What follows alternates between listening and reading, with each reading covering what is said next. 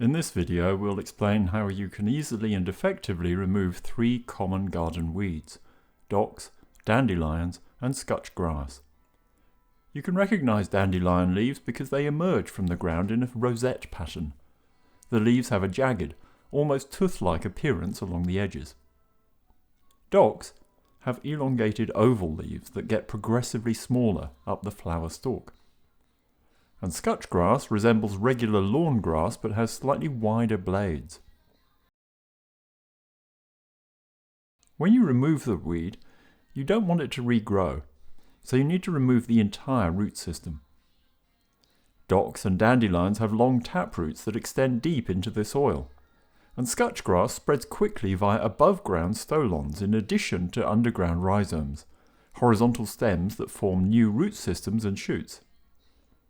Because of these deep roots, using short tools like hand forks or knives will just break the roots, leaving them to resprout. You need a deep cultivating implement, like a garden fork. Insert the fork straight down alongside the weed, then lever it to loosen the soil and lift the entire root system. Be particularly careful with Scutch grass. You want to take it out in one piece. So as you lift the weed, listen for a clicking sound, which means the rhizomes are snapping. If this happens, pieces of the rhizome will be left in the ground to regrow new plants. Carefully shake and tease the roots free. You might also be weeding other grasses, in which case just shake the soil free, as otherwise the roots will still grow. Once removed, leave weeds in bundles on the soil surface for about a week.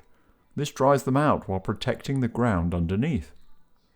After a week, flip the bundles to expose the underside. Leave for another week before adding the dried remains to the compost pile.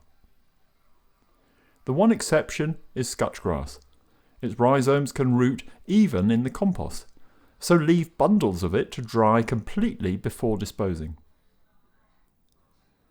With some diligence up front in early spring, you can get your garden beds weed-free and ready for planting your crops. Careful hand weeding throughout the growing season will then keep your veggies healthy and weed-free.